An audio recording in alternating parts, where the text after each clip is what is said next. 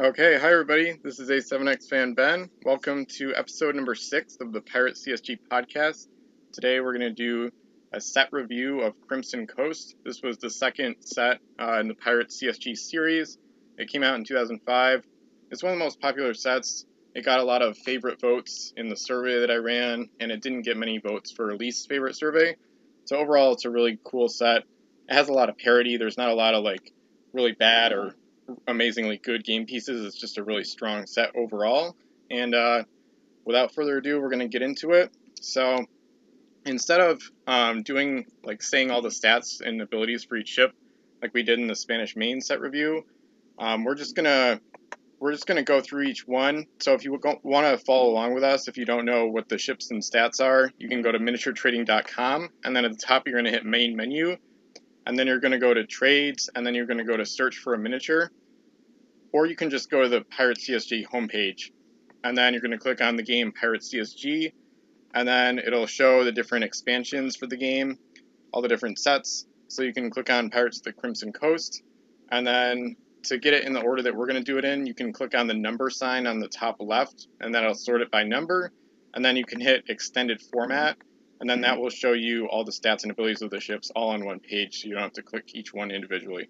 So I'm going to start it off with the Deliverance. This is a ship I think is pretty good. The Ghost Ship keyword is kind of overpriced. It's not a hugely beneficial ability, but it's a pretty good ship overall. I like the speed, but it's not a fantastic ship for that point cost, but it's still one of the fastest 5-masters in the game, and that speed alone makes it a pretty good ship. I'm chiming in here now. I think pretty much the same thing, a bit too expensive, not quite capable enough in any one field to be one I'd pick. I'd say Ghost Ship is probably better on smaller ships. Yeah. All right, and then I'll start La Victoire, number 2. I mean, having a look at this with the faction bonus, I think to myself, or it's not a faction bonus, it's an international crew option. It's got good hold space and armament, but there aren't really enough really good French crew abilities for this to be kind of a standout. Yeah, I think this is one of my favorite 5-masters, but mostly because of the cargo space. I just love ships with a lot of cargo. So I think it's a really great hybrid. I don't think the ability is one of the standout things on the ship, because like you said, I mean, the French they have pretty good name crew, but the pirates have almost everything they have already. So they don't really need the ability, but I think between the cargo space, the cost, and the guns, I think it's a really good hybrid ship, and it's actually one of my favorite pirate ships overall. Yeah, and I've just realized something quick to add on to it. It's quite similar to Roanoke, but it gets better guns front and back for 1 point more. Yep, yeah, exactly. Yeah, and similar ability, too. It is a similar ship, yeah, same cargo and everything. Okay, so the next ship is the Ranger. This one I'm not a big fan of. I think it's kind of a boring ship, pretty much average in most categories. Broadside's attack is not usually a good ship, good ability to have on a ship, but it drives the point cost up pretty high here. So it's not really worth it as a gunship. There's much better options. Like, for example, for the Victoire, you get, for the same point cost, you get more cargo, more guns, and better guns. So it's not that great of a ship. The only thing it's got going is broadside's attack and a better base move. Yeah, I struggle to see really good purpose for this. Maybe Joe Card and Hammersmith might be an okay combo, but you could almost say the same about any pirate ship. Yeah, exactly. Yeah. I'll start Eagle. So it is nice and cheap. It's got an okay move. It's reasonably well armed. I like this overall. I see it as a really good sort of intermediate option. Not amazing, but quite a lot for your points. Yeah, this is I think it's a really strong pirate ship. It's actually probably one of their best 4-masters, because you get really good stats in all categories except for speed for single-digit point cost, which almost all 4-masters are at least 10 points or more, of course. And this one has a negative ability, which drives the cost down. So yeah, it's probably one of the better hybrids out there in general. Especially on the budget side of things. Yep, exactly. The Cassandra, this one, I'm actually using this in my current campaign, Command the Oceans, which you can find at Miniature Trading, Board Game Geek, and Pojo, the battle reports.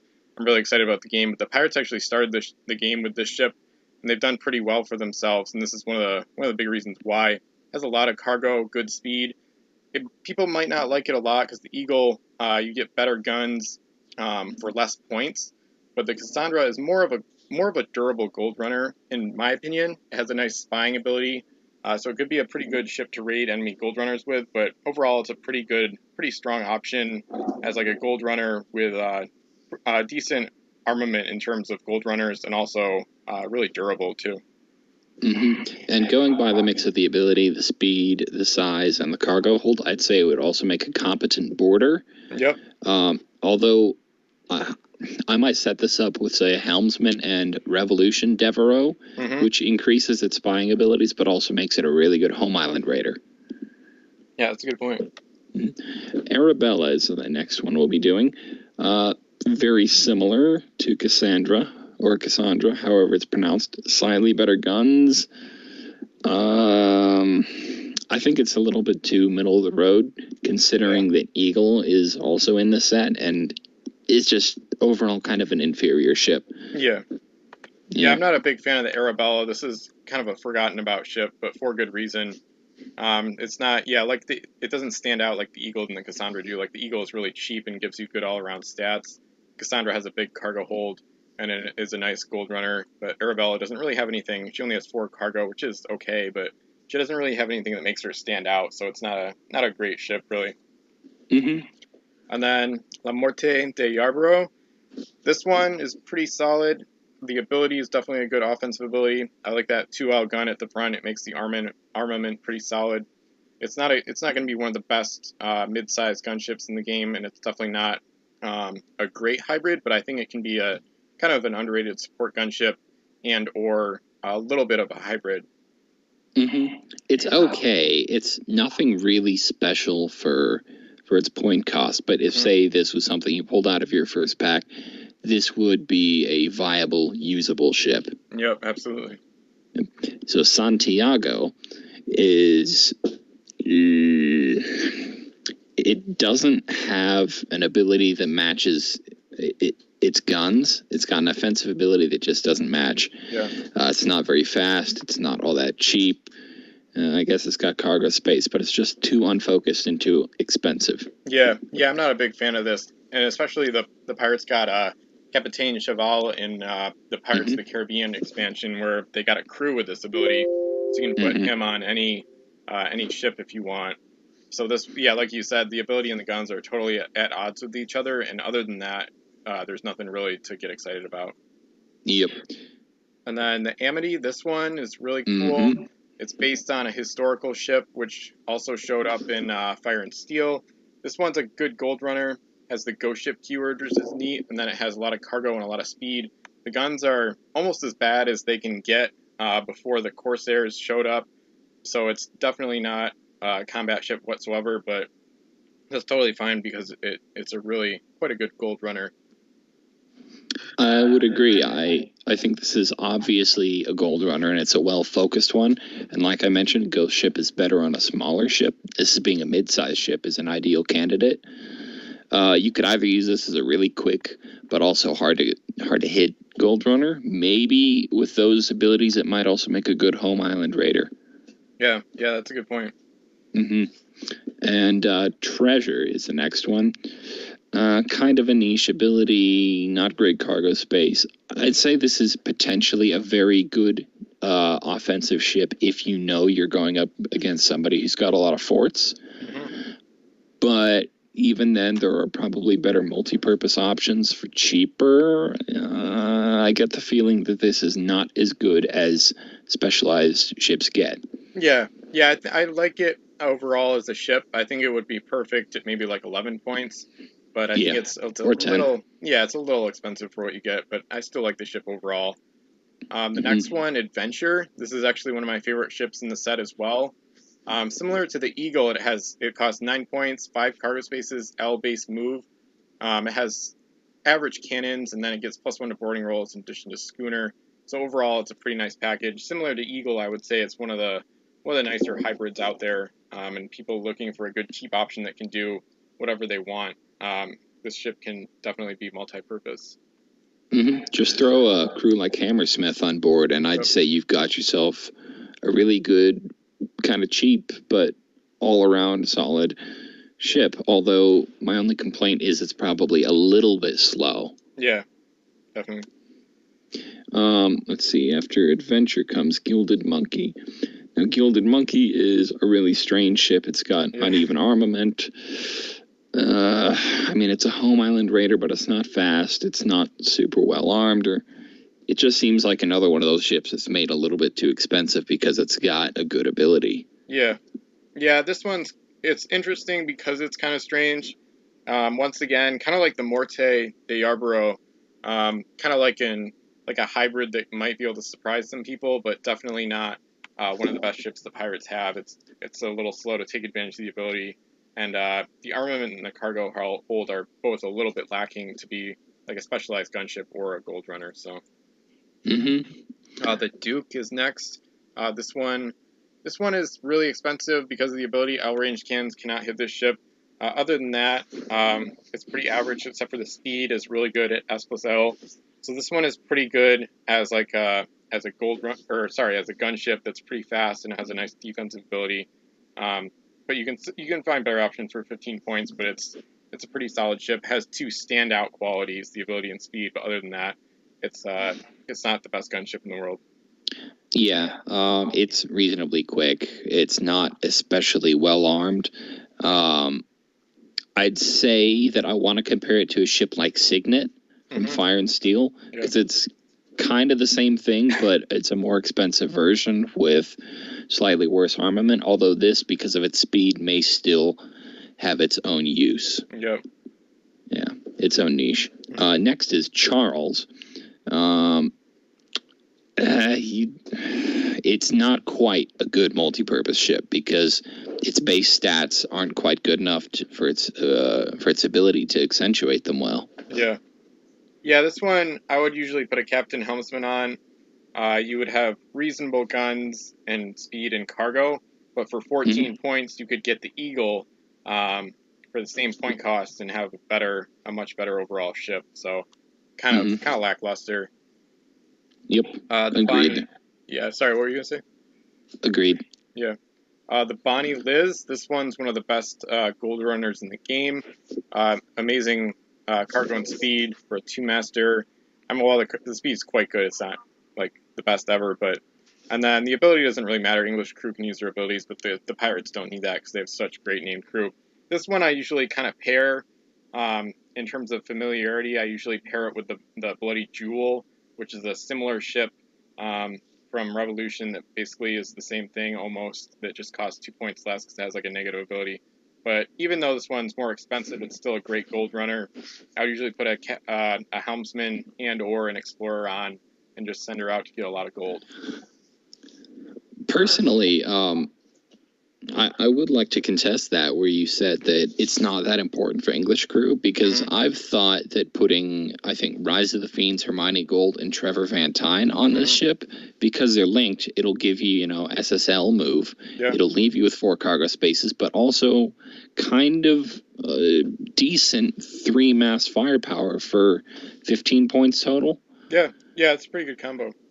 Yeah, it's basically a 3-mast multi-purpose ship with that combo, but with a little bit less durability. Yeah, exactly. Yeah. All right. And next, I'll bring up Royal James. I mean, it is I suppose I was initially judging it as, this should be a multi-purpose ship. Not really. It's more of a specialized 2-mast gunship, and in that role, it's actually pretty well balanced between point cost, move, and armament. Yeah, I love ships like this. They look cool. They have that nice classic pirate feel, and then for me personally, there's nothing to complain about because you get 2 good abilities, a nice offense ability that complements the guns well. The speed is good enough to catch enemy ships with it, and that has just enough cargo to put a captain and helmsman aboard, or maybe just the captain. Keep the speed the same, and then have some room for gold if you wanted to do like a little bit of raiding on the side. So this is one of my favorite 2-masted pirate ships overall, and it kind of reminds me of some of the other ones like like the Executioner, the Panda, the Royal James, kind of those early classic like small pirate gunships that are actually pretty good for the point cost. Mm-hmm. And then Raven, this one is actually one of my first ships. I pulled it from a CC pack back when the set was still in stores. It's a really great one. It's even better than the Royal James because it's a better hybrid. You could put a captain aboard and then still have three spaces open for coins. So it's a very versatile and very good two-masted ship. Sometimes the 10-point cost will be a little much to add it to your fleet, but it's still quite a good ship. Mm-hmm. I'd say the ability is probably not quite as useful, but yeah, for those extra 2 points, you're getting yourself more cargo space and a better base move. Yeah. Mm-hmm. It's a very worthy ship. Mm-hmm. Rover is next. I'm going to say just kind of no, because she's too cheap to put any crew on. So you've really got to make her a gold runner, but she's not got enough space to make that viable. Yeah. Doubly so with the negative ability. Yeah. Yeah, this one is really good, mostly because of the cost, because you can just throw it in, similar to the Mermaid, which we'll see in a second. For 2 points, I mean, it's super easy to just toss it in at the end. And I've used this ship a lot in that sort of role, and she usually does pretty well because she's so small and so cheap that enemies don't really care about her, and then she can usually get a coin or two, which can really help. For 2 points, it's pretty good. And then if you want to leave her at your home island, you could have like the Hag of Tortuga aboard or whatever, and then you still have a 2L gun to defend yourself with, which is pretty good for a ship that costs 2 points. And then Fancy is the next one. I'm using this in my campaign game too, and this one I like. I've used this one a bunch since acquiring her within the past like year and a half or 2 years. Has a nice sniping ability. The 2 ways I usually use this one are either empty as a gold runner, in which case the pirates obviously have better options like the Bloody Jewel for just 1 point more. But she's pretty solid for 5 points, 2 card spaces, and SL move. It's not a bad deal. Or put a captain aboard and then go hunting for enemy ships and try to snipe them from that extra range, which is fun to do. Yeah, I'd probably use it with maybe captain, and if you can use it to reroll, a cannoneer. Yeah. Because then that would give you an extra chance each turn at landing one of those super long range hits. Yeah, it's a good way to harry people from a distance. Yeah. Next would be Mermaid, and cheap, but not enough cargo space to make use of her, make good use of her move. Yeah, I think it's very similar to the Rover. Just throw her out, like at the end of your build total, 2 points left over. It's a really great ship to have. LL move for 2 points. I mean, even with 0 cargo, you'd have a decent like ramming pest, which could like eliminate enemy crew and eliminate mass with ramming and things like that. And then you actually put a cargo space on. It's a pretty good gold runner. Once again, or just like use it as an exploring ship. Yeah, exactly. Yeah, just throw it out there, and the speed will help you a lot, and then you can get coins really fast with it. So, Scepter, this one, unlike the other 3 Pirate 1 Masters from the set, this one is not very good. That ability is huge, just has a huge point cost attached to it, and that's why it's so expensive. I haven't really used these ships very much to great effect. I may try to sometime in a big game, but other than like a gigantic game when it's surrounded by like a ton of other ships that can protect it and get the bonus, the ship is almost never worth using, pretty much. Yep, agreed. It's just one of those ships that whiz kids drop the ball on. Jeffrey Flores, we're getting into the crew now. Broadside's attack was never quite that great, but this is not the most expensive of the crew that I've seen with this ability, so I'd say he's actually pretty good. Yeah, I haven't used him a ton. I might use him on a ship like the Raven or the Royal James, and then you could essentially add 50% damage output with that extra hit on a 2-master, and then you'd have. I like Broadside's attack. I like on ships with 2S guns because you don't have to shorten the range if it's a long range cannon, and the rank is already pretty good, so you have a 2/3 chance of hitting with all ranks too. And then the next one, Crimson Angel. This one gives extra action for 6 points when it normally costs 5. So not a great deal. This crew would be quite popular, I think, if the OE version didn't exist, which is a much better version of the same crew. So this version is actually pretty forgotten about by this point. Might have been more popular if it had a link, maybe, but not one. Havana Black, SAT captain with a link, so overall something you can consider pretty viable. Yeah, just like Blackheart, pretty much one of the best pirate name crew in the game. Jack Hawkins, this guy gets a little bit of a discount, kind of like other pirate crew. SAT and crew can't be eliminated for 6 points. Other crew with those abilities usually cost 7, which is pretty typical for the pirates. They get named crew for less points than other factions sometimes. But overall, an amazing version of him. He has a ton of different versions, like 4 or maybe even 5, but this one is one of the best and arguably the best one because he gives 2 great abilities that are really useful, especially on like a big gunship. He would be really useful. Yeah, to give some context, I think maybe it's OE, Ocean's Edge, Montana Maze has basically the exact same abilities, but he's 1 point more expensive. Yep, exactly. Yep. El Phantasma, they changed his name for this set only, which is kind of funny. Yeah. You can probably start this one because my computer's having a small moment. Huh. Yeah, this one, I like this one. You get a home island raider, but then if it's eliminated, you place it on your home island for just 1 point more. It's a nice little add-on at the end of the ability. It's a pretty good crew overall. If it's thematic for the pirates. Similar to Crimson Angel, this one is overshadowed by his other versions, which were cursed. We'll get to those in the other set reviews. But this version is pretty good, and this was the last of 2 pirate versions of Phantasma. Yeah, I've found that, that ability only exists on him, but it's not a particularly special ability. It's kind of like Eternal, but it only applies to him. Kind of dumb. Yeah. Hag of Tortuga, it's one of those 5-point build boosters. What do you think of those as an addition to the game? They're so good and so useful that they've become a huge staple, especially in like competitive play. Like if you don't have one, you're going to be at a disadvantage. I think they probably shouldn't have done it though. I think it's too good. And 5 out of 40 points adds like a pretty decent percentage. It's like 12.5% or whatever more points, which I think is too much. I feel like they're unbalanced, and it depends on like your collection. Like if you have one, your opponent doesn't. Probably shouldn't use one because it is almost like unfair, even if it's legal. And then you get into a little bit of weirdness with the ransom keyword, which is I think it's a good keyword they added, but it gets pretty confusing. There's a lot of pirate code stuff on it, and some of the interactions with that keyword are pretty weird and a little bit confusing.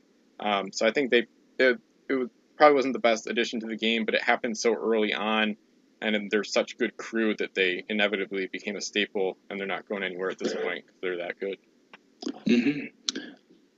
This stump, how about? Oh, yep. This one, I never really used a crew like this. Almost never. It's like a 2-point reducer crew. It's basically extremely situational. So you've got to have like 3 or more crew on the same ship. Yeah, and then the point cost has to like not work out. And then if you add him, if you have cargo space to add him, then it might work out. Basically, it almost never happens, but once in a great while, you'll find an example of it. But yeah, nothing I would use consistently. We'll come up on a similar crew to that I'd argue gets more use out of it because there's kind of more cheesing abilities you can do with it. But I'll do Le Requin, which is it's just a standard 3-point stat crew. Pretty useful. Yeah, definitely a great crew. Jonah, this one is this one is a weird one. It's the 0-point reducer, so crew placed on the ship costs no points, but they always each take up 1 cargo space. This one, I think they had good intentions with these crew.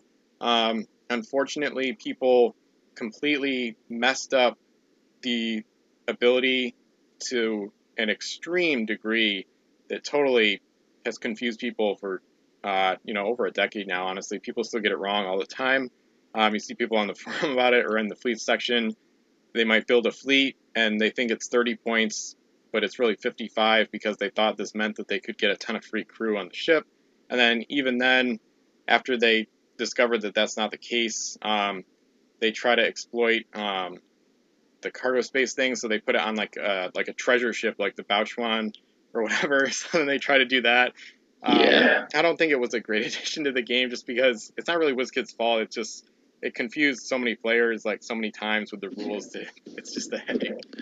Well, wording was always kind of a difficulty with the rules of this game. But yeah, it's kind of a hard crew to understand and use. Yeah. But at the same time, I'd also say one with really tremendous potential. Yeah. Less situational than something like the Stump either. Yeah, exactly.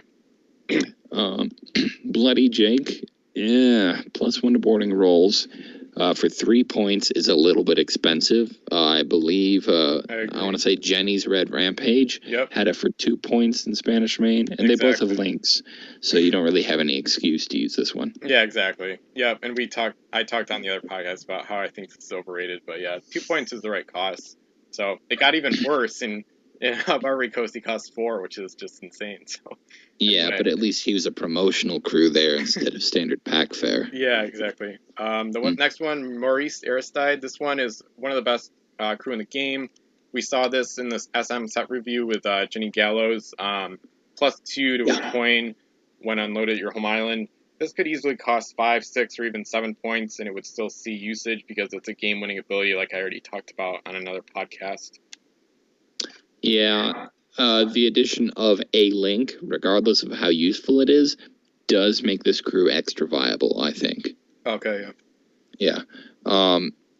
I personally have a little experience with these, but I'm sure at some point I'll use one or something like a Silver Explorer, which you could almost consider it's a sort of sister crew to it. But yeah, either way, yeah.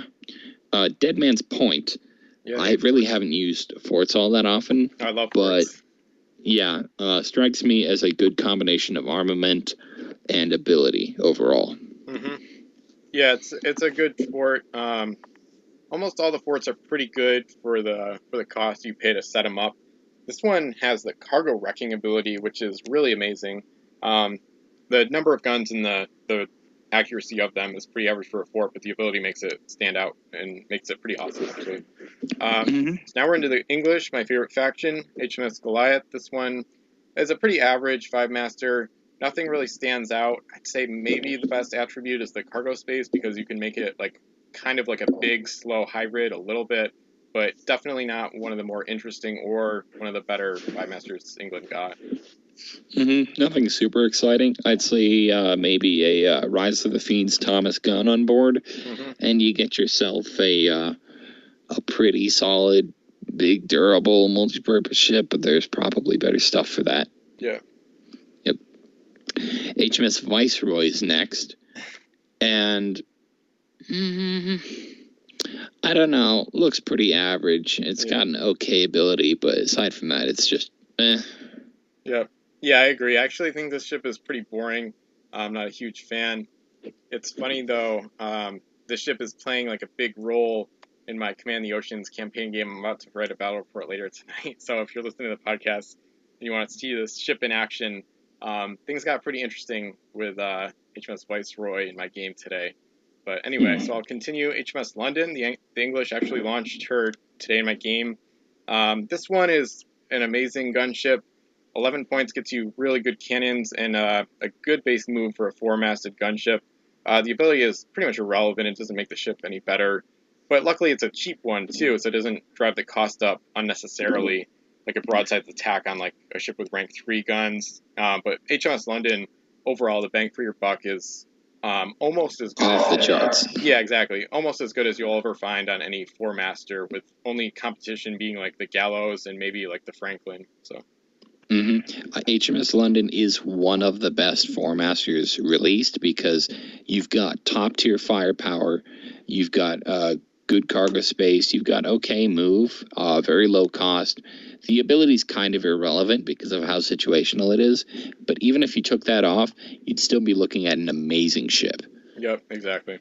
Yeah, HMS London, if it's not on your want list, probably should be on it if you don't have it already. HMS Ajax, I mean, it looks like it's supposed to be kind of a multi-purpose thing, and I guess it is one, but it's not a competitive multi-purpose 3-master because its guns aren't accurate enough. Yeah, exactly. Yeah, this ship isn't one of my favorites. I've used her a handful of times the past couple of years or whatever, but yeah, nothing stands out too much. I'm thinking if it didn't have broadside attack, it would be 8 or 9 points, in which case you would have more options with it, but oh well. HMS Lord Linneton, or however you pronounce it. This one is like, it's weird. It's tough to use it effectively, basically. It doesn't really have the cargo to take full advantage of the home island raiding ability. And then the guns, though, scream for they scream for a captain helmsman, but then you only have 1 cargo space left to raid coins, and that's what makes the cost go pretty high. So it's pretty tough to use, in my opinion. Yeah, Lord Linton just doesn't have base stats that match with her ability. She's just too confused, and as a result, she ends up kind of not very good. Yeah. And we'll find another English ship later with basically the same ability, but much better capabilities for home island raiding. Next is the HMS Sultan. This one's really strange because all the printed ranges are S, but it has the ability, all of the ship's cannons have L range, so I guess they're all 3L guns, but they're sort of like a surprise. I guess a surprise the first time if they don't read your cards. It's not like terrible because it does have good cargo space, but it's not super fast. The guns aren't super accurate, and it's not well priced. Yeah, I think it's fairly priced. I don't think it's like too bad. I actually like the ship because 1, the cargo, and 2, the cannon. So like sometimes that ability is pretty silly, but when all the guns are S, it makes them all L, which is kind of fun. So at least it's not totally wasting the ability. I think it'd be a good ship to load up, especially with that cargo. You could load her up with equipment like fire shot and exploding shot and stuff like that. And then, because then you'd have the L range with that equipment, and you have the cargo space to put like multiple shots for it. So it's kind of like a fun ship to kind of throw out there once in a while, but not like really competitive. That is a good point. I'd never thought of it as sort of a not multi-purpose, but something that's sort of got a specialty shot as an answer to every situation. Yeah, exactly. Yeah, good idea. HMS Cumberland. This one is fantastic. One of the best 2-masters the English got. One of their best like tiny or small multi-purpose ships because of that negative ability drives the cost down. I usually do like Captain Helms with this. That gives you 10 points. You still have cargo left over for gold, decent move, and then good cannon. So really good for 5 points. The only thing, this would actually be the cheapest English ship out there, I think, if not for HMS Patagonia. Yeah, that's right. Yep. There's not much more to say about it than you said. I mean, it has a negative ability that isn't really all that consequential. It's got great armament, good cargo space. Base move is kind of slow, but you can't expect all that much for 5 points. Yeah. HMS Gibraltar, I erroneously stated recently it was the fastest ship in the game. It's still high-paying, people. Don't be me. Don't get it wrong. But HMS Cumberland, or no, not HMS, Gibraltar is still a really good ship. Yeah. It is a home island raider. It's really fast, well-armed. Cargo space isn't amazing, but when you don't really need to take your full haul if you can chase down everything else in the game. I think with Rise of the Fiends, Griffin, the promo one, plus somebody like Hermione Gold, you can basically get this thing to 5S move. Yeah, this one is really good. I like this ship a lot. It has just enough cargo to take advantage of the ability with a captain, and then it has good guns. It's just a good overall ship. Sometimes, kind of like with the Raven, sometimes you won't want to spend like double-digit points on a ship that only has 2 masts, but if you can afford it, it'll probably be quite an effective one for you. Yep, Gibraltar's fantastic. Love her. Yeah, really good ship. HMS Alexander, this is another 2-master. This completes what I call like the English trio of two masters from Crimson Coast that are really good, at least for the square race, and we have the even better one next. But the Alexander is just a basic gold runner. Not much else to say. Usually put a helmsman or an explorer aboard. They don't have many purpose-built like gold runners, so this one is one of those, which is nice to see sometimes. You could almost argue that she's a multi-purpose ship, because if you compare to a ship like Executioner from Revolution, her guns aren't as good, nor is her ability, but she does have a faster base move. Yep, so worthy of consideration, and strangely, a good English gold runner. Yeah. And then Lady Provost was actually the ship that I mentioned earlier. It is a home island raider. It's got a good move. It's got great cargo space. So it's ultimately a better home island raider than I think maybe any other ship we've seen in this set. It is super expensive, but if you give her something like a helmsman, she's probably amongst the best home island raiders out there, especially for the English. Yeah, this is one of their best gold runners overall. I usually use her like as a gold runner. She can pick up, like with a helmsman, she could pick up 5 coins at once, which is really nice for them. But yeah, the combination of cargo, speed, and ability is just great, and it makes her pretty much worth the coin cost in most games. Easily one of the best English gold runners. HMS Swiftsure is next. This one is decent. It wants to be like an effective support gunship, but with 1 cannon for 10 points, the price just doesn't work out. The speed and the cargo and the ability are all pretty nice for a support gunship. It only has 1 mast, but the point cost, if it was maybe like 7, it would be better. But it's a little pricey for the firepower. Yeah, and honestly, there's also the fact that ability doesn't matter on 1 mast trips. WizKids did not learn their lesson. That ability will always be bypassed on 1-masted ships by ramming. Yeah, exactly. Always. Yep. Captain Percival Blake, same thing as we were talking about earlier. This is basically Jeffrey Flores, but 1 point more expensive. Yeah. Yeah, nothing too exciting. He could be used maybe on, like the Gibraltar has 2S guns, so you could do broadside attack with that ship maybe, and still keep spaces open. Yep, absolutely. Another 5 point... Wait, never mind, sorry. I got confused. You continue. Oh, yeah, sorry. This one, I just call him Cargo without the A for an abbreviation. Basically, the Fleet Admiral crew, Kurgo, really good for crew overall. And then they got another one in Caribbean with Beckett, which is nice. So really great for campaign games. Almost never worth it in the standard 40-point format. I just think Cargo for Commodore Reese Griffin Owen is funny. Yeah. I think I did it because I was abbreviating it in Vassal with Xerox, and I just didn't want to type out Owen or like the whole name, so I just said CRGO, like all caps, like Cargo, like whatever. Or, you might be able to do just kind of abbreviate, or maybe not abbreviate, but CORGO, so Corgo, lowercase o. Yeah, that's a good point. Because I guess corgis are the royal pets. Yeah. Oh, nice. I'm grasping at straws here, but he's the English lapdog. Yeah. Dr. Forbes Beatty, basically it's the same thing as the ship's crew cannot be eliminated, but for more points. Yeah. At least that's how I take it. Do you know of any kind of situations where it really is different? Not really different. It's actually, there's a weird combo with the following crew, Cameron the cabin boy. So basically, it's like a 3-point crew that when you reveal it, you can bring in a 2-point crew.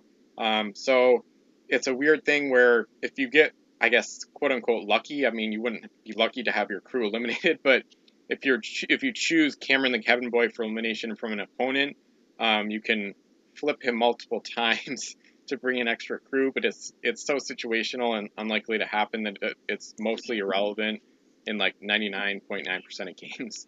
But it is a combo, I guess. But it's a key one. I've just had an idea here. What if you paired Cameron the cabin boy with Dr. Forbes Beatty, and you had a SAT captain on board. Yeah, that doesn't work because they have to.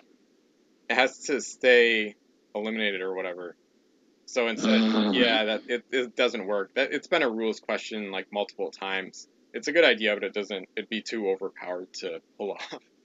Yeah, honestly, I mean, that would be, I mean, what would that end up being? Probably sort of, it might also be a little bit too expensive to be worthwhile. Yeah, I think the main problem is, considering you can get the Micron stuff for 10 points. Yeah, with Beatty, it says turn it face down, but for the ship that is sacking, to get that extra action, the crew has to stay eliminated. By turning it face down, you're not like fully eliminating the crew from the game because it's still that's the problem. So yeah, that's disappointing. Yeah. So I talked about Cameron. I'll just do Bradley real quick. This is the English CRLR +5, just like the Hag of Tortuga, and the other ones we'll see. So not really much of a comment here, but. Then since there's not much to say, why don't you start Fort Brompton? Yeah, this one, one of the 2 English forts. I like it. I like Ramsgate a lot better from Revolution. It's a really unique fort, but Brompton is good. It's pretty average as forts go. But then there's not much else to say, but I just love forts in general, so I like using it. Yeah, I'm going to say it's inferior to Dead Man's Point because you don't want to take any ship out of action, no matter how cheap, to get that bonus. Yep, exactly. Unless it's in a huge game and you can afford to throw Jolly Mon there. Yeah, just like a guard ship, yep. And there's still probably better uses of Jolly Mon. I'll start with El Neptuno. This is a really interesting ship because she's got potential as both a very strange gunship and a gold runner, so maybe she's a really big, really weird multi-purpose ship. Yeah. One of these days I'm going to come up with a fleet that focuses on her, but until then, this is going to kind of be one of those weird novelties. Yeah, I like this ship. I just got it recently. I want to use it, but one of the masts is like super loose, so I can't even like move the ship without falling out. But but I think it's super interesting. Like you said, it's kind of weird. It's kind of famous as like a sniping ship, and then you can try to stack cannon bonuses on it from like different sources of bonuses to make more than just the 6 hit. But yeah, it does have the cargo and the points and the base move to make it a decent hybrid if you don't put too many crew aboard. The next one is El Argonauta. This is the other Spanish 5-master from this set. Unlike Neptuno, this one is pretty terrible. One of the worst ships ever that had broadside attack. A lot of people don't like this ship at all because it's not very good. The one thing I like doing is like in a much larger game, like 100 points or more, just throwing on a helmsman, just basically making like a super durable like offensive gold runner. But that's not that's not even that good of an idea. It's just there's nothing else to do with her. I think, honestly, that might have been the idea the WizKids had when they made this ship, because she's not a good warship. Broadside's attack is good with low-rank cannons, not high-rank cannons. Yeah. So I think the idea is that maybe she's supposed to be used exactly as you just described, but her size and the small tiny chance of taking a full broadsides attack from the ship is additional deterrent. Yeah, it's because funny. Yeah, if you did land one, it would be hilarious. Yeah, absolutely. This ability BA is sometimes worth like 4 or 5 points. I think it would be if this ship was 10 points with no ability. I mean, that would totally change everything. I mean, that would be fantastic, But oh well. Yeah. All right. La Santa Ana. Was it my turn or was it yours? Your turn. Oh, it was my turn. Okay. La Santa Ana is basically like a not-so-good version of La Joya del Sol. Yep, exactly. Yep. She's really not terrible because La Joya is one of the best Spanish gold runners. But La Santa Ana is... I'd say it's probably still nothing too special in this set because there's Shadow earlier that was quite similar. Yeah. Yeah, it just kind of seems like stock 4-master. Yeah. I think it's quite good because the cargo, it's a pretty good durable gold runner. But like I said in my Spanish review on YouTube, my series, I do like a review of all the ships and crew of each faction. I said like if the Hoya didn't exist, the ship would be pretty famous. But when you have almost the same thing for 2 more cargo, it's just not going to get attention. The next one, Matthias Vespero. This one, there's an interesting thing. I don't know if you saw it on the subreddit because I know you were there. Somebody talked about how somebody they knew was the reason this ship is named Matthias Vespero. So I think they had a friend at like a convention where WizKids was, and they won like a tournament or something, and then they got to name a ship. So I think that's why this name is here. I'm pretty sure. I'll have to pull that up sometime. But That's really cool. Yeah, it's pretty crazy to hear about that stuff in like 2017. It kind of reminds me of, I don't remember what the ship's name was, Abomination from Fire and Steel. Yeah, there were some exclusive stuff, Fire and Steel, that have people's names on them, like the design or whatever. Yeah. Yeah.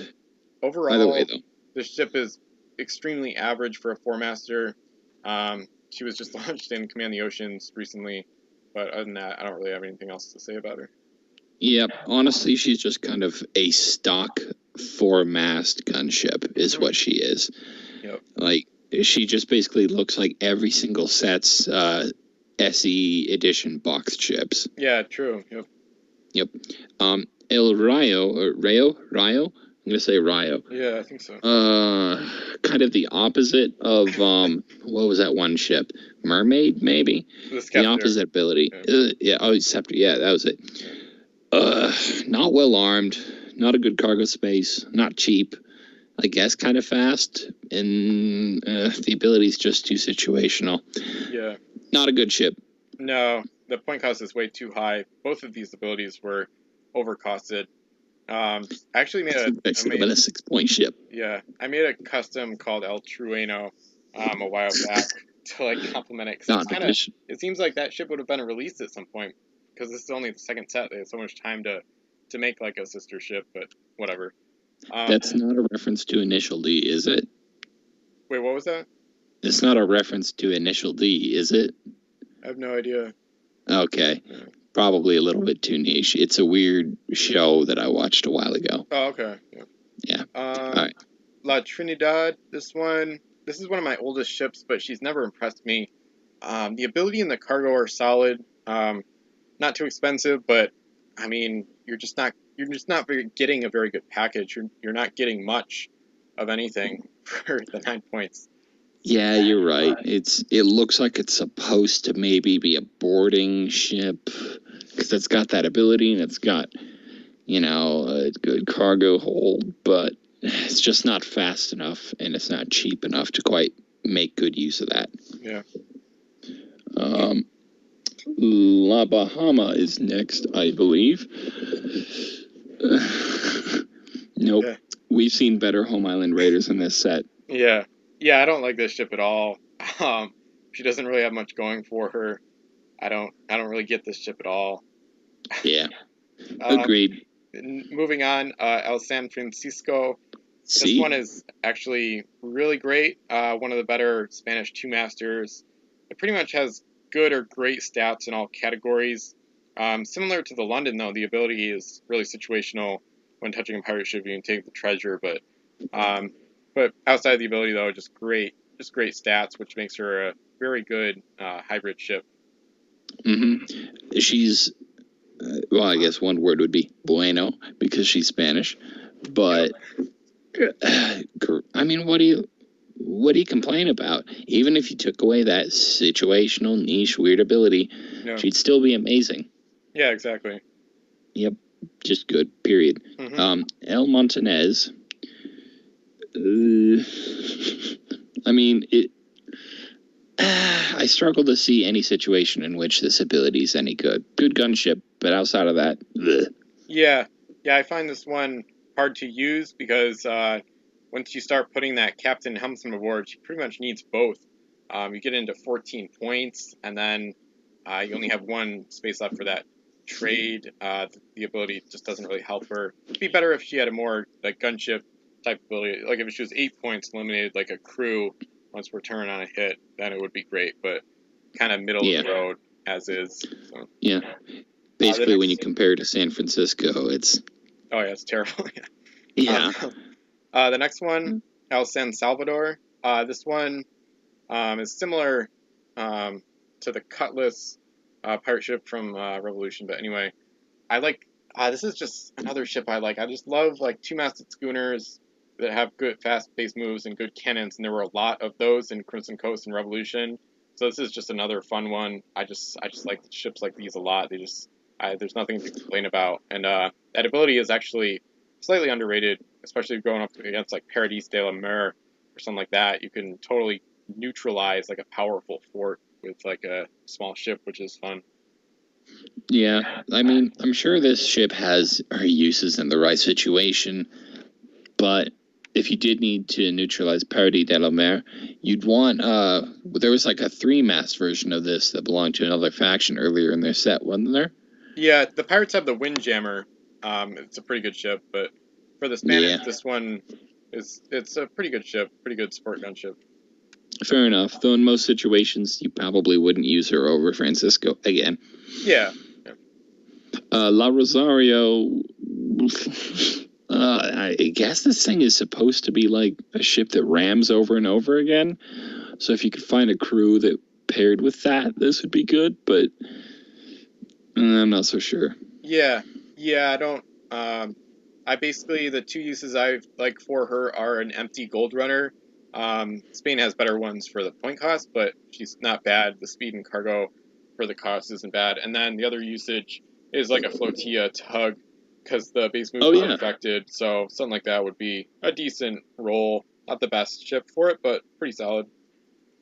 Yeah, that is a good point. I think she's kind of underrated with time, but still not like a top tier option for any role you would want her for.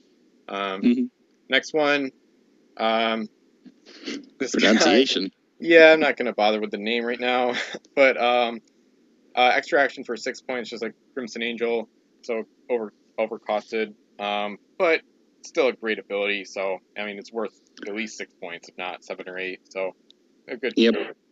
You said it, and I'm also going to try to say it. El Duque Rafael de Moreno y Rivera. Yeah, nice. That's great. That's my best attempt, and you're not going to get anything more from me. Yeah. Contessa Anita More, another build limit booster. We've said what we need to about those.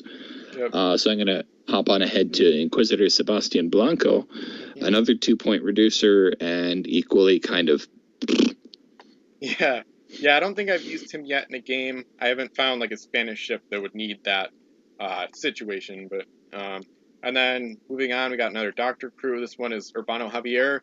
If you're seeing the database, he has a very impressive beard.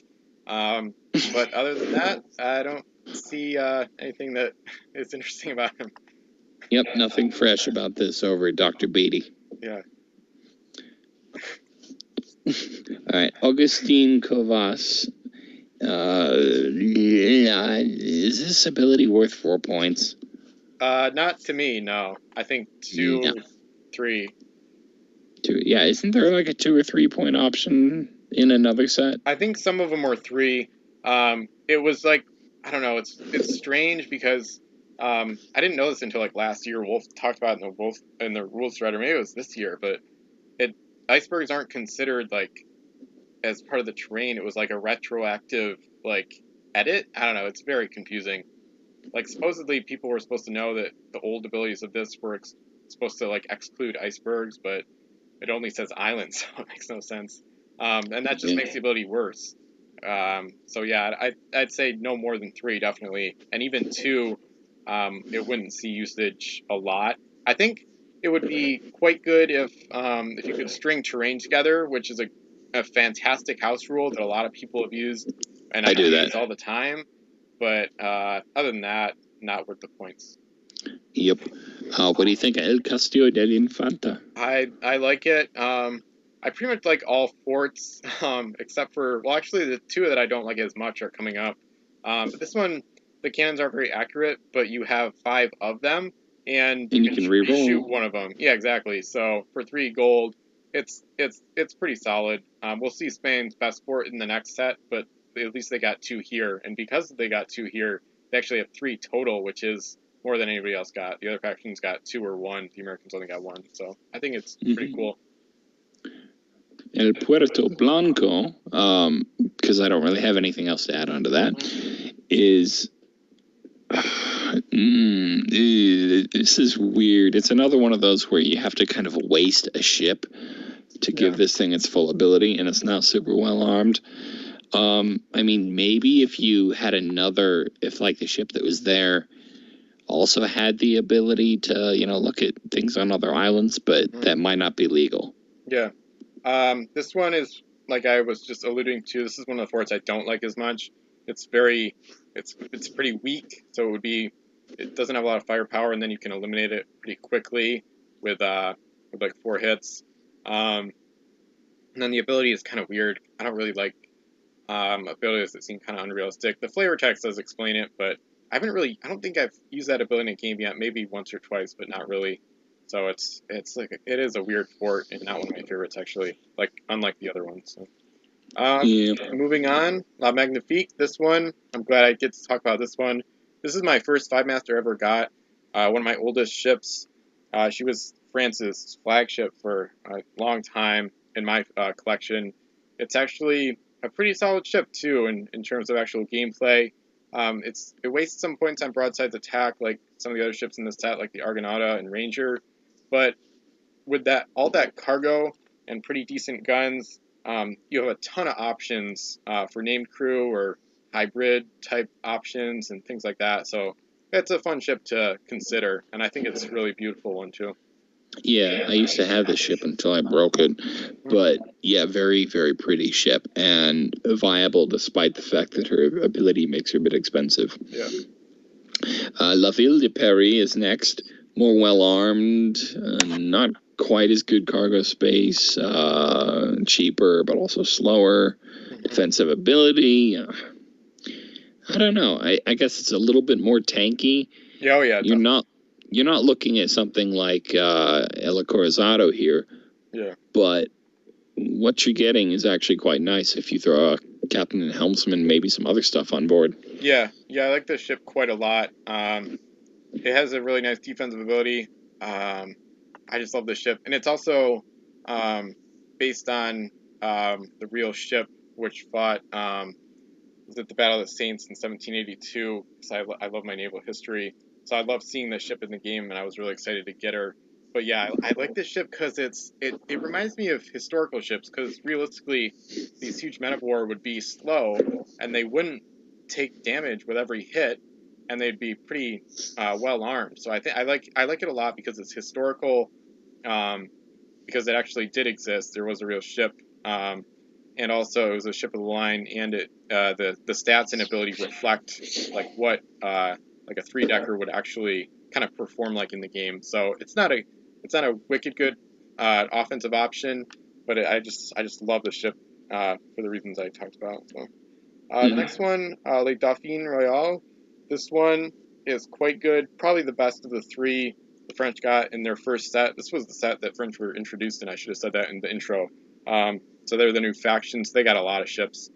This one is quite good.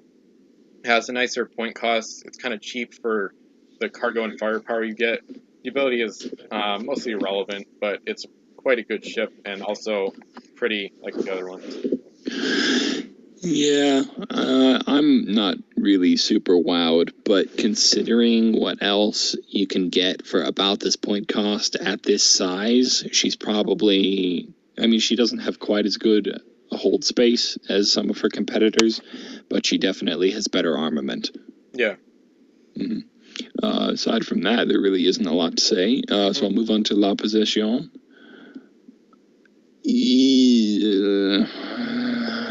I mean, okay, decent ability, but you are looking at still a very average ship. Yeah. That's what I think. Yeah, this one is, I think it's pretty good. It's there's not a lot to say. It's a pretty basic gunship, but it does pretty well in that role at least. So next one, El Hercule. This one's a really weird ship. Unlike the last couple, it stands out. It's got a massive 22-point cost because of that ability, which is not worth all those points it adds. I think maybe 17 or 18 would be totally fine. The cargo space does hold it back. I think 5 would be fine. At 22 points, it's just really expensive. But it's better like some of the other ships, like campaign games when you can afford the points. But in most games, this thing is just going to be way too expensive to justify using. But one thing I'll note, the new, not new, but the oarsman keyword was adjusted. So if you put an oarsman on the Hercule, it's basically not derelict. So then she can keep shooting with no masts. So if you're a captain, so if you're dismasted, this ship is dismasted with a captain, helmsman, oarsman. You can still move SS and fire all 4 shots, which is pretty awesome. Yeah, too bad you can't also put a musketeer on there. Give yourself even more firepower that you can keep shooting. Yeah, I think this is the single most expensive 4-mast ship in the game that's not a Switchblade. Not a switchblade, or maybe even a bombardier. I don't remember what they're. I think there's one of those that might have been 23. This is a really weird one. Yeah. I do want to find a use for it because it's so outrageously expensive, but I'll see about that in time. Next is Le Saint-Michel, or Michel. Quick. Basically, I think she's got everything going for her to make use of her ability except her cargo space, which is just inadequate. Yeah, this one I'm not too excited about. The speed is really nice, but other than that, quite average. The next one, Duc de Bourgogne, if I'm pronouncing that right. This one, it's alright. Kind of similar to the previous ship. Nothing really stands out too much. Nice 3L cannon at the front and decent cargo, but pretty average 3-master. Yeah, I'd say she's basically just on the cheap side of multi-purpose 3-mast ships, and if you compare her to a ship like HMS London, she's inferior. Yep, absolutely. Yeah. Le Marseille, I'm pretty sure that's how it's pronounced anyway. I have no idea. Too expensive for what she is. Pretty good in every format. I'd say, honestly, though, she's an 11-point ship, but... Yeah, I would agree. I do like the ship. I think the cargo, the speed, and that 2L gun at the front are all kind of nice attributes, but overall, it's a little underwhelming for the point cost, but not a bad ship. Next one, Auguste. This one is pretty similar to the Gilded Monkey that we saw earlier. Just a little faster, kind of like a French version of that ship. I didn't realize how similar they were before. Same armament, a weird armament, bad guns, except for a 2L in the middle, and then a home island raiding ability.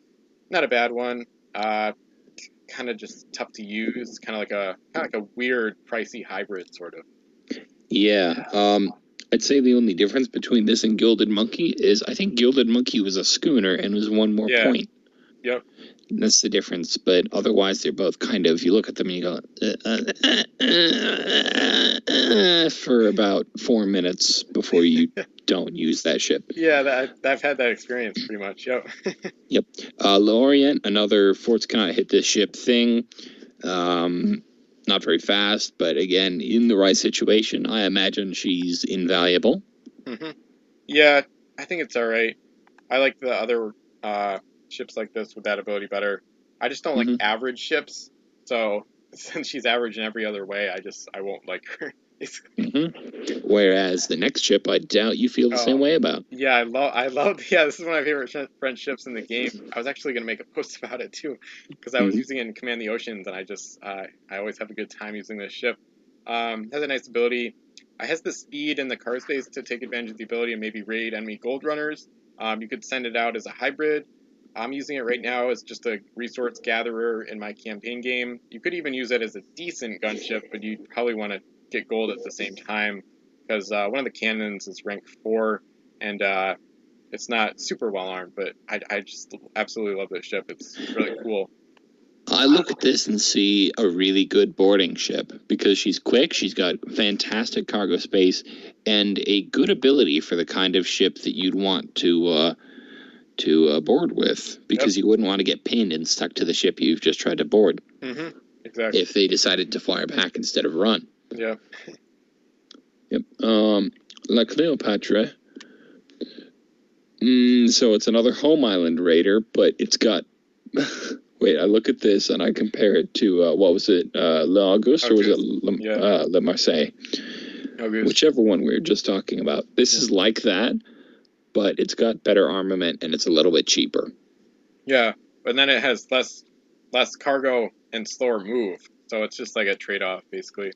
Yeah, a trade-off for still a kind of not great ship. Yeah, the Auguste is better for gold and rating. The Cleopatra is better at offense, pretty much, but not really a good ship at all, for the most part. Yep. La Provence, this one, I like the speed and the guns, but it just leaves a little bit to be desired. I like the schooners with these stats better. I don't know. I'm discovering how biased I am towards them. I love the two-masted schooners from these two sets, this and RV, but it's a solid sport gun ship, but nothing too exciting, really. Yeah, I'm agreeing with you that the smaller schooners are typically very pretty ships. This is, if she had a slightly better ability, she'd probably be more considerable, but as is, don't think so. Yeah. She's just that close to being really good. Yeah. L'Intrépide, one of my favorite gold runners ever, because I think mathematically she's like the second most point effective gold runner in the game, because she's got an above average move and hold and really kind of a pretty low point cost. Yeah, this one's fantastic. Definitely a staple of competitive play. I've seen it a lot in Vessel Tournament number 2 because it's so good. Nothing really to complain about. It even has the guns to be a hybrid if you put a captain aboard, but usually it's a gold runner. Next one, well, Amazon. This one I like a lot. I have a soft spot for this ship because it was one of my first French ships ever back in my original collection. Overall, it definitely doesn't stand up to the Intrépide, but it's a pretty solid gold runner. Overall, if a little bit pricey for the overall return you get. Yeah, it's basically the same. It's got the same gold running capabilities, but it's almost twice as expensive. Yeah. Le Mercure, or Mercure, don't know how. Yeah. It's another one of those two-masted schooners, but she's really fast and well-armed and has an okay ability, if an unfitting one. Yeah, I agree completely. This is another one of my original ships, so I have another soft spot. Kind of like, I consider this ship, it's like the Raven, but with 2 less cargo for 1 less point. So it's not nearly as much of a hybrid, but it's still a pretty solid offensive pest weapon. So yeah, the guns are nice. You don't really need a helmsman with that speed, so the captain can be a good little sport gun ship. Next one, Artesian. This one is one of the best French gold runners they have. Really great speed, very good cargo for a one-master, and a fair cost, especially when you throw in that overpriced ability. But still a great gold runner, though. Arguably, you could say that she's better. She's like a more expensive version of Banshee's Cry, maybe. Like, she's 5 points more expensive, but she does move a little bit further and doesn't have a debuff. Yeah. Le Solitaire. Oh, I'm the one who gets to talk about this. Expensive, useless ship. I'm done. Yeah, this is probably the worst ship ever. Pretty terrible. It's funny because, like, if you made the worst, there's a scenario, or there's a thing Captain Mike, I don't know if he invented it, but you can make the worst fleet you ever can, and then pass it off to the next player. This would be like one of the best ships to use in that scenario. But my play group was literally talking about doing that. I don't think we read about that online, but But yeah, we're going to do that at some point. We're going to give Yeah. each other the worst fleets we can. One of my plans is to give a okay, wait, so after the first oarsman, do duplicate oarsmen take up cargo space or no? Yeah, they do. Ah, dang, because I was going to give somebody the worst 20-point ship I could find with the hold filled up with oarsmen. Yeah. The worst fleet ever for me is this ship, like Solitaire, and then 23 oarsmen staying on an island. So that kind of defeats the purpose of the extra 23 points, but oh well. Next one, Lake Colibri, whatever. This one is actually really terrible. It's weird because they got the Artesian is good, Solitaire is terrible, Colibri not as nearly as bad. But 10 point, 10 point. It's crazy that that what makes Solitaire so bad is that this ship, the Colibri, is 10 points less, but then it's still terrible. So that puts it in perspective just how bad the Solitaire is. The ship just can't do anything because she can't do offense, and then if you put a helmsman aboard to run gold, you have an easily rammable ship for 9 points with only 2 spaces left over. So it's not good at all. It's a bad ship made expensive by a good ability. Yeah. Yep. Amiral Stéphane Dupuis. Okay, at least this one's on track with the correct point cost for the ability. Yeah. Yep. Yeah, the next one. Oh, I think this was my first French named crew, actually. He has no pupils. Yeah. I didn't notice that before. Interesting. Basically, you get SAT and then +1 to cannon rolls against English for 5 points, which for the French, they don't. I don't know. I mean, they have good name crew, but this is actually a really good one. The SAT ability is worth at least 5 points by itself, like realistically. So it's actually a really great crew, regardless of how much extra you have to pay to get that ability. Yeah, I don't think I'd use it over any better SAT crew though. Yeah, true. If there are any that you can get with just that ability for the French, we'd have to check. Yeah, we're coming up on one actually. Yeah. Yep. Yeah. Vicomtesse Angélique de Rochelieu, another 5. Wait, no, this isn't the 5-point booster. I thought she was. Oh yeah, it's easy to get them mixed up. Yeah, I think I must have. Okay. As I was saying, not sure this is a 3-point crew. Maybe 2 points. Yeah, I think 2 is fine. I think it was I want to say it might be a 2-point crew somewhere. I can't remember though, but yeah, I think I used to get them mixed up too because the French have like 3 or 4 female crew with like extremely long names, so it's hard to remember which one is which. Yeah. They look similar too. So, next one, Claude Perrier. This is a 2-point like recruiter crew as they're called, just like Cameron the Cabin Boy. So extremely situational, not a great option. I don't see a lot of uses for him, but whatever. I don't see any whatsoever. And because we've talked about one of those before, I'll let you start, Monsieur Lenoir. Yes, another Canceller. I kind of briefly talked about how great Cancellors are with Nemesio Diaz from Spanish Main. So that continues here. There's nothing to complain about. Just one of the best abilities in the game, plain and simple. So. And we're lucky that this one's not paired with any unnecessary fluff abilities. Yep, exactly. Although the link isn't as good as they get. Yeah. Okay, it's Vicomte Jules de Sissi that is France's 5-point booster. We don't need to talk about that, so I'll skip to Philippe de Brissac. 2-point reducer. Do you mind if I skip this one as well? Yeah, that's fine with me. Okay. Capitaine Artiel. Sat and Captain. And 5 points. Basically, he's the French, French Blackheart or Phantasma? Yeah, Blackheart, yeah. Yeah.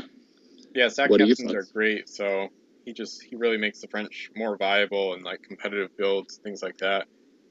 Yeah. Okay, I'll get to talk about Saint Pierre. So yeah, I alluded to the forts I don't like as much. This is the other one, along with the Puerto Blanco. This was actually my first fort, and it was the only one I had for a while. But it's one of the worst It's not well armed. It has 5 guns, but they're not super accurate.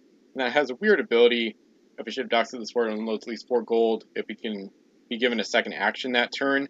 I don't think I've ever used that yet, and I've used this fort a reasonable number of times, and it's tough to happen randomly. And then if you seek it out, that second action, I don't know, it's just so like random and irrelevant most of the time.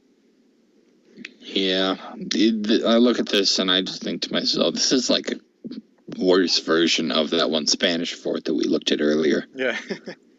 Yeah, I think not. Yeah. Scurvy, an interesting one, but probably not as exciting as Unique Treasures go. Yeah, I haven't really used this one too much. Or I don't know. I don't remember if I even have this one yet. I might, but I don't even know. Probably. Yeah, it's okay. Plague is much more kind of overpowered, but also more exciting. The next one, Letter of Marque, this one is really cool. So you can dock an enemy home island and be given repair actions there.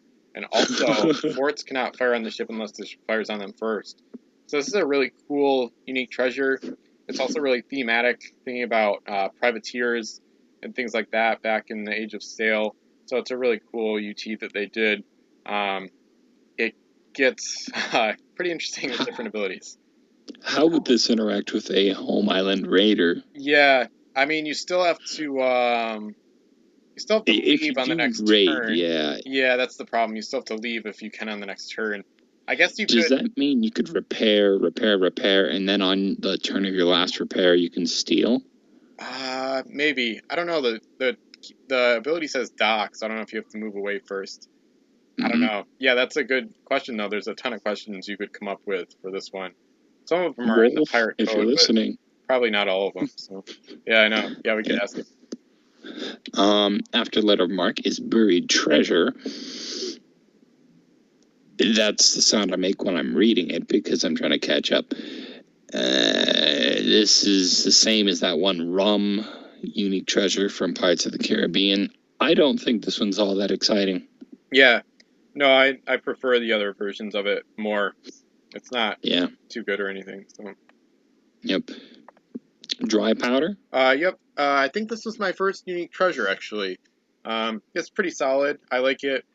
I like the Age of Sail and like the Royal Navy and stuff, so it kind of fits my theme a little bit as a player. Extra shoot action, but it's not amazing, but it's a fun one. I think it's cool, but odds are your treasure runner's gonna find it, not your gunship. Yeah, that happens all the time with offensive UTs. So yep, pretty much. Yeah, so I think that one's you find it and you're gonna go, well, I wish I'd known. Yep. Trees. This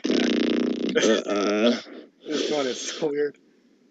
I mean, it's good if you need it, but I think it's almost impossible to find a situation in which you need it. Yeah, this one is so interesting. I would estimate that, like, I don't know, maybe like 19 times out of 20, you'll be really annoyed to find it. That's my experience. I've used this. This is another UT that's been in my collection for a while. So you'll see it and be like, oh, come on. Like, especially if it's like early in the game and like your gold runner finds it. It's like, it's such a waste and you get so annoyed with it. Then you leave it there and you know it's there. And then the entire game, you know it's there and then you still don't want it or need it. And then once in a great while, you'll find an opportunity. Like, I was playing a 500-point game where like a ship needed a repair. It was like some big flagship, and she was like far from her home island. And I think she used this. I can't remember though. I think she might have done something else. And then in an 8-player multiplayer game at the end of Vassal Tournament number 1 with Xerix, I think I had a 2-masted galley, and I can't remember exactly, but I think she got dismasted, but then she was able to row to the island and either had an explorer or the island had already been explored. So then Trees got the mast back up immediately, and then I was able to like use like an extra action to like move away twice at like 6s speed on the next turn to like escape like an obvious like sinking. So like that's really strange. Yeah, like 19 times out of 20 you'll be pretty much like angry to find it and it'll be totally useless, and then like once every like 2 or 3 years you'll be playing, it'll be like a lifesaver. So it's really weird. I can see it being good in a big game where you've got a heavily damaged 10 master, but outside of that. Grease barrels, this one. Oh, I actually hate this one. I know that sounds harsh, but you load it face down, so it takes up space. You turn it up to get plus L to move only one turn, which is a one-time usage, and then you remove it. And then there's a one from Savage Shores called Frond of Saga, which does face up, and then if you roll a 5 or 6, you get plus LL, and then unless you roll a 1 or a 2, you can keep it on your ship. So this one is like, it's just so lackluster. And even like Screw Engine from Mysterious Islands gives you 2 move actions, which is also loaded face down, which if it's loaded by a runner, that's pretty much always going to have faster than L speed, so you'll get a better benefit from that one. So this one I'm actually not a fan of. Yeah, I mean, you look at it and you think, oh, that's cool, until you realize you could be carrying 1 or 2 more gold for that. Yeah, exactly. Abandoned Crew. I think it's really interesting. It's kind of hard to find a situation in which they're important, but you did have a recent fleet that made use of this, didn't you? Yep. Yeah, this one, I have a weird history with this card. It was on my wants list for a long time. It was one of my most wanted game pieces, and I finally got it and started using it and realized how complicated it is, because they're considered treasure when they're face down, which is weird, because you know they're crew, but your opponents don't. But then as soon as you flip them up, they're considered crew for all intents and purposes of like abilities and stuff. So I had a long back and forth with Wolf in the rules thread. Like I think it was multiple times. Like I had like a huge post with like a ton of questions about this abandoned crew. It gets, honestly, I would say it would be in my personal top 5 most confusing game pieces ever. Kind of in a good way, because it's fun to think about the different like questions and how things are resolved. I like how it gets complex, but I still love the card and the abandoned crew aspect of things. It's cool, but it gets pretty intensive from a mental standpoint. Yeah, it's to me, it looks just kind of overcomplicated and mostly not very good, but in a couple of situations, it's got some interesting applications. Yeah, it's also fun if you think about like abandoned fire spot specialist, or like an abandoned named crew, like a merc, like an expatriate or something. I haven't really done that, but if you made like customs with it, that could be pretty crazy. Yeah. Sorry. Yeah. What's your thoughts on Ghostly Encounter? Or this was in Spanish Main, wasn't it? Oh yeah, I forgot about that. Yeah. Yeah. So we've already gone over this in the past. Yeah, I think it's the same weird use for it. Yeah, I think it's the same, and I'm gonna have to develop my weird fleet that uses this. Oh yeah, I remember that. Yeah, guys, don't steal my idea before I'm done working on it. It involves Balchuan, probably. Yeah. Neptune's figurehead. I'll let you start this one, because last 2. Yep, this one is pretty wacky. It's like really one-off Eternal. Yeah, but it's better because the fully repaired part is really quick. It can save you a lot of turns, like especially with like a gunship or like a 5-masted flagship. I actually think it's overpowered. To be able to do that, this would be worth. I mean, if Eternal's 2 points, this is probably worth 4 or 5. So I think it's kind of overpowered to be on a unique treasure. It's kind of cool. It's definitely cool. It's really powerful. I still haven't seen it used a ton, and then I had a weird one where man, it was one of the best games I've ever played. I don't know if you see all the battle report, but it was like a 4-player 100-point game, or 4 fleets, and I think I had the Saber, a Switchblade with Captain Nemo, and I had captured like an Eternal crew maybe or something. Yeah, I just had Nemo aboard, and then but because of his expatriate keyword, I couldn't use this because of the mercenary ability. So it's like I had all these rules questions about that game too, but yeah, it's definitely really powerful and quite interesting. I think we should consider talking about the new generic crew, specifically the 2 varieties or so of shot specialists. What do you think of the chain shot specialist? This one is one I really want to use more. I haven't used it much. I think it's decent in certain situations, but maybe like I guess a support gunship that needs to slow down a bigger gunship she can't really handle until help arrives on the next turn when you get a bigger ship in there. But like I said, I got to use it more, really. I tried to combine this somehow with something that's got more range because it's limited to S. Because in theory, it would be fantastic if you could immobilize something from a range beyond, from beyond range of your enemy's cannons, but I don't think that's possible. Yeah, I think maybe with the chain shot equipment, because then it's not limited, but that's true. It'd still be tough to pull off, but you could try it at least. Stink bot specialist. These are one of my favorites. Talked about it a bunch of times. I think stink pots this and the stink pot shot are some of the best and most underrated values in the game for your points. It's basically it's similar to a canceller, but then you spend way less points. I'm never gonna stop talking about how underrated they are. So, and hopefully I'll be able to use them in my games coming up soon, or in my big campaign game too, to further prove how effective they are. Yeah, because it's a fraction the cost of a canceller, but it's almost as effective. Yeah. Let's see, where else? Can I start talking about Roanoke? Oh, absolutely. Yep. Roanoke is one of my favorite ships because, obviously, it was my first American ship because it's the first American ship. Mm-hmm. I don't think she's anything ultra special, but she does have the ability to use, pirate crew, and because pirates have the best variety of unique abilities in the game for crew, it does make her, in some ways, really quite a good ship. Yeah, I love this. I do love this ship. Partly because of the cargo, and also because you can make her. She's one of the best American hybrids because the Americans don't have a lot of good gold runners.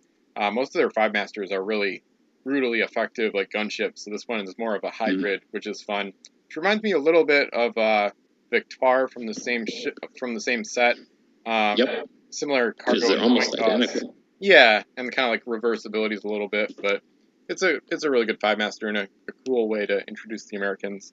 And then I'm gonna go on to the ghost ships, but they were pretty much the same as their versions from the main set. Basically, they were promo ghostly versions of some of the different crew and ships. And there were a few little random things like Ghostly Vision, which is basically just an explorer, kind of weird. I don't know if I have any of these. I might have one or two, and then you get a ghost captain, which is basically just a pirate captain. And then we finally get to numbers in the 300s, which is the Crimson Coast quote-unquote mega pack. Yeah, kind of misleading. It's not like the OE mega packs. There were no mega cards until that set, actually. But the Providence is the first one. It's another great American ship. It's similar to the Roanoke. It's a good option for a hybrid. It has the speed, the cargo, and the guns to pretty much be a multi-purpose ship. The ability is okay, not too relevant, and then the point cost, though, is pretty great for what you get. So one of the best American ships. Yeah, she looks like she would be, if she had any less cargo space or move, she'd be one of those super generic, formulaic, 11, 12 point, 4-mast, blah, blah, blah. Yeah. But as is, she's actually a quite good balance of treasure runner and gunship. Yep. And let's see. I'll start off the last ship in the set, Destiny, the third American ship. I think this is actually quite an interesting ship because I think you could consider her basically a 2/3 scale version of El Argonauta. Mm-hmm. Yeah. Because for the Neptuno or is it Neptuno? The one with one, yeah. Yeah, that one. Mm-hmm. Yeah, it's okay. I don't have this one yet. I have the Providence, which is kind of weird. I think I got it in a trade or an eBay lot, so I don't have the other two game pieces from the pack. The Destiny, so I haven't ever used her then. She's kind of underwhelming, I guess. For that point cost, the sniping firepower is decent, but in terms of actually being like an effective gunship or gold runner, she doesn't really do either well. So this ship has never really impressed me too much. But although yeah, I think in theory she'd make a pretty good flotilla tug. yeah, that'd be decent too. Yeah. Any other thoughts on Crimson Coast before we end? Not much that I can think of. It's not my favorite set, but I really do wish that I still had more of it. Yeah. Crimson Coast does have a special place in my heart still, though, because for my 5th birthday party, I think it was, story time, I had a pirates party, which was a hell of a lot of fun. I wanted Revolution booster boxes, but my dad got Crimson Coast, and in hindsight, I'm actually kind of grateful because it's now easier to get Revolution than it is Crimson Coast. Yep. So, it was just this really cool party where, everything was super pirate themed, and that was fun. I'm just having a nostalgia trip, and I'm having an inability to describe why it was fun. Yeah, that's awesome. Yeah, I think it's definitely one of the best sets. Spanish Main, Crimson Coast, and Revolution, those three are generally my top sets because they're the most historical, and they're really good for gameplay, and they're a lot of fun. And that's when I got into the game, like the original 3 sets. But lately, actually, Crimson Coast and also South China Seas have kind of been my favorites in terms of like recent times. So I was pretty excited to do this. I thought this was a great set review. It did come in like half hour under the last one. It's still long, but we might try to go even faster next time. But Revolution is another cool set we'll look at. And in the meantime, let us know your thoughts. We might do some more custom reviews next time. We might do the Revolution set review. We're still taking requests on the forums if you want to, ideas you want us to talk about, things like that. And as usual, if you want to guest on an episode or even become a co-host, just let us know and we'll fit you in. So thanks for listening. This was episode 6 of the Pirate CSG podcast. And this is 7X Fan Ben and God Mason signing off for now. Good night.